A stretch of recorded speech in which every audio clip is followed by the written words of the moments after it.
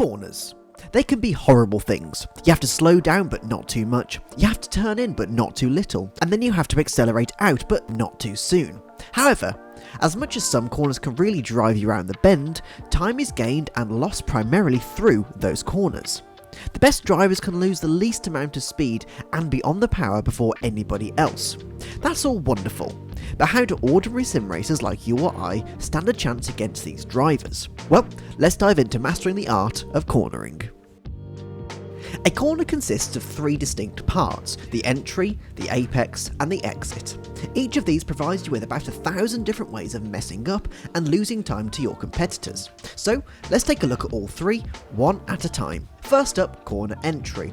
On the approach to a corner, you will need to take into consideration the speed that you want to take the apex at. This will dictate not only where you brake, but for how long and the braking technique you'll need to use as well. For example, if you were approaching a tight chicane like turn 1 at Monza, you would look to brake hard and bleed off brake pressure using trail braking.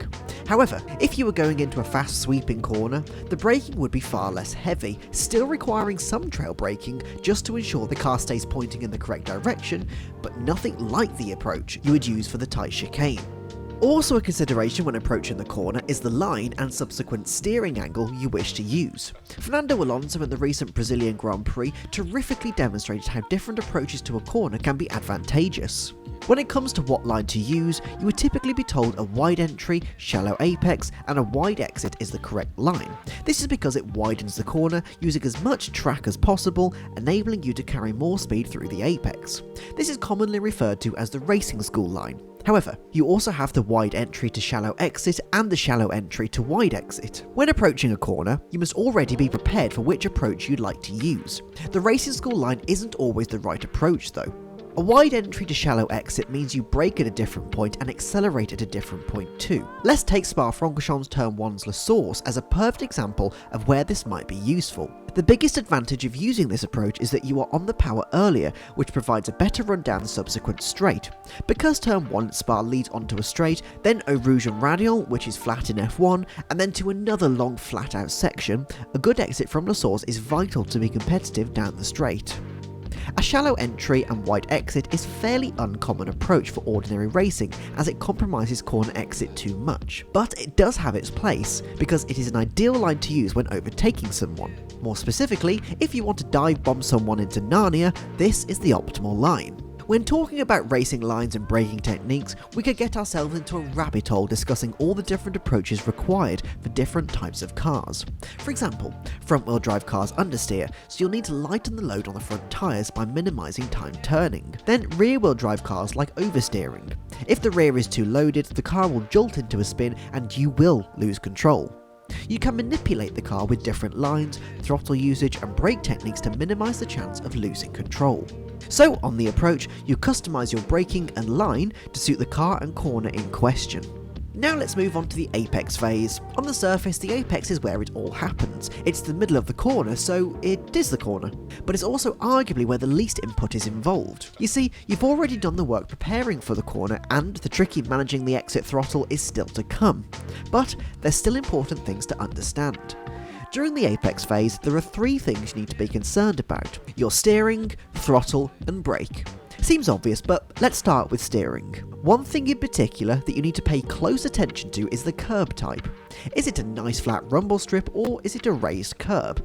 Is the gravel or grass on the inside of that curb? At this point in the corner, you've already committed to the line you must take. You should be hitting the apex, but how you hit the apex will vary from corner to corner and track to track. Some tracks have raised curbs and unsettle the car when you drive over them. This will scrub off speed, unsettle the car, wear down the tyres and prevent you from getting back on the throttle early. If it's a flat curb, is the grass or gravel on the inside? If there's more tarmac, then you can move the car over until the outside wheels touch the inside line, taking as tight a line as possible. Again, this isn't always the case. Take the sharp hairpin at the end of the straight at the Nürburgring Grand Prix track. Because of the steep elevation on the apex, it has the same effect as a raised curb and unsettles the car. Therefore, a wider line, avoiding the apex altogether, allows the car to remain settled and you can get on the throttle earlier. Now the accelerator. This is a widely generalised statement, but you want to be on the throttle at the apex to power out. Some corners this won't be possible, and some you'll even be on the throttle before the apex, but usually at the tightest point of the corner you want to begin accelerating. Finally, the braking. You should be completely off the brake pedal by the time of reaching the apex. Some you'll need to trail brake right to the middle of the corner like Monza Turn 1, and others you won't, but as a rule, by the time you reach the apex, the brake should not be pressed. Now the exit phase. You've nailed the approach, you've nailed the apex, now let's get away from the corner. Looking at professional data, you'll notice that when they get on the throttle, it's almost immediately to 100%. Again, this is a generalisation as some corners stop that being possible, but one of the most common mistakes is going partially on the throttle too soon. This lifts the nose of the car and prevents the front wheels being loaded enough to provide maximum grip, and subsequently stops you getting back to full power quickly. With steering, smoothness is key. Let the car automatically run as wide as it needs to. If you've nailed the first two sections, the car should run right to the exit curb smoothly. So there's vital learnings from each section of the corner, and really, you can only learn them with practice and track time. Oh, and Track Titan of course, as it will show you everything I've just spoken about visually right in front of you. As I've mentioned, these are generalised tips that you will need to adapt and customise to each individual car. In Formula cars, you can rely on downforce to limit oversteer or understeer to your liking. GT cars will be slightly less as they have less aero, and front-wheel drive touring cars can rely upon that to regain control during oversteer. It's all about finding the best approach for you, but that all boils down to smoothness, braking, smoothness, line, smoothness, acceleration, and smoothness. Good luck. Thank you for watching. Don't forget to hit the like button if you enjoyed it, and why not join our ever-growing community of Track Titan users on TikTok, Instagram, Discord, and more. So, until next time, have fun, and as always, race with respect.